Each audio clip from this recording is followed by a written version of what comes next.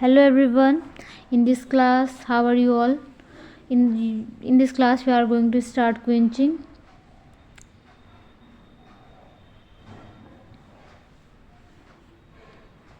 What is quenching? Quenching, the intermolecular deactivation of an excited molecule by another molecule of the same or different type, is referred to as a quenching. It means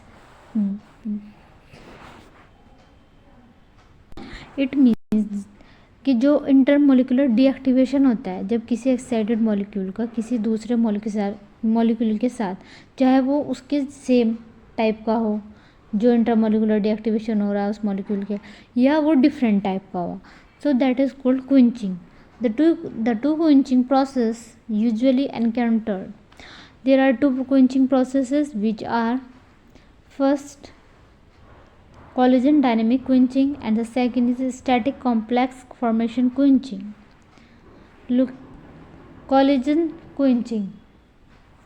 Collagen quenching occurs when the excited fluorescence experiences contact with an atom or molecule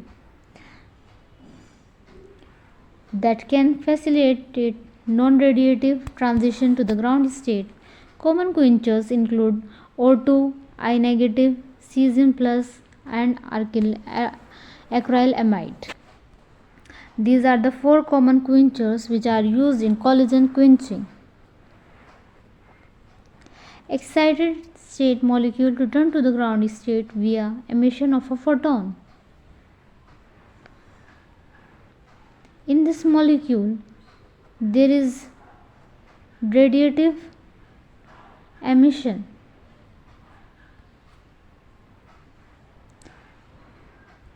Excited state molecule collides with quencher molecule and return to the ground state non-radiatively.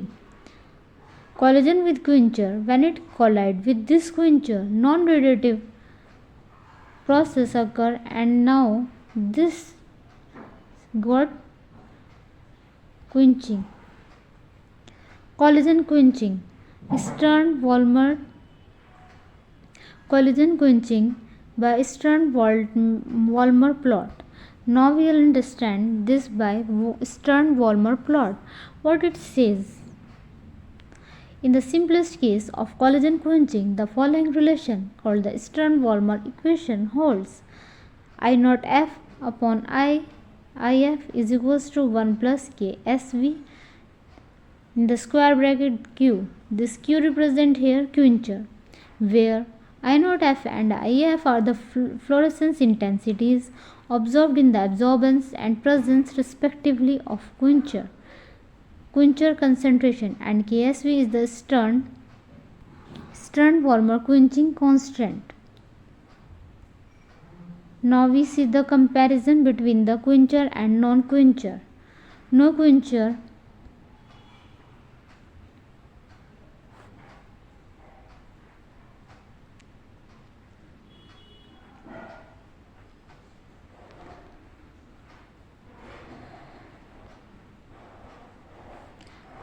when absorption occurs,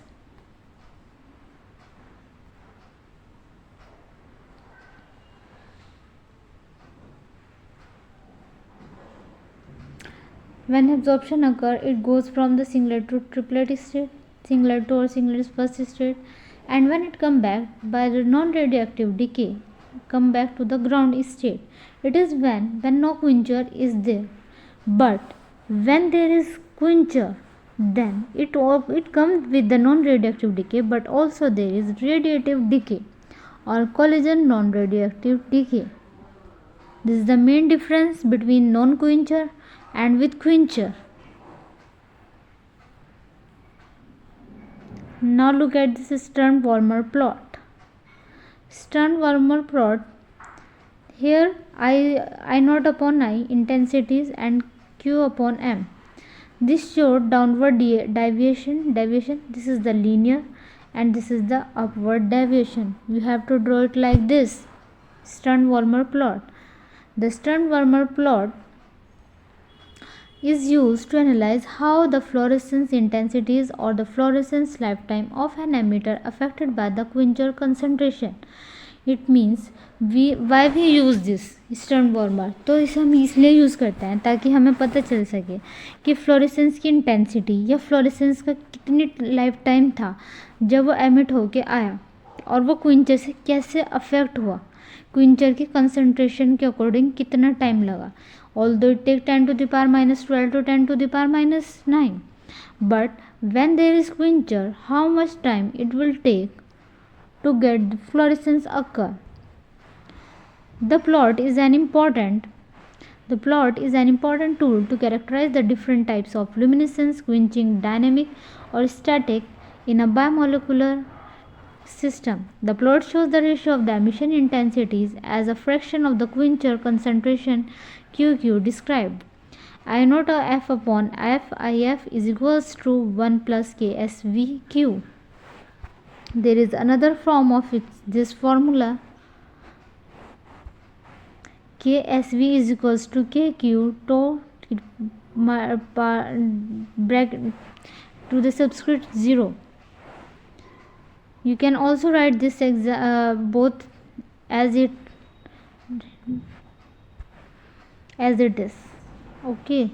For purely collagen, quenching, also known as dynamic quenching. Now there is second types of quenching, that is static or complex formation quenching. In some cases, the fluorophore can form a stable complex with another molecule.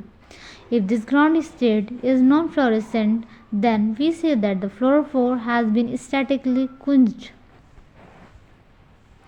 Ground state fluorophore fluorescent. This is non-fluorescent quencher. Now there is when they become colloid, quencher fluorophore ground state complex. This become complex. Static quenching only affects the complex fluorophore. The properties of the uncomplex fluorophore are not charged. In such case, the dependence of the fluorescence intensity as a function of the quencher concentration follow the relation. I naught F upon IF is equals to 1 plus KAQ, where Ka is the absorption constant of the complex. Quantum yield we will do in the next class. Till then, take care and thanks for watching.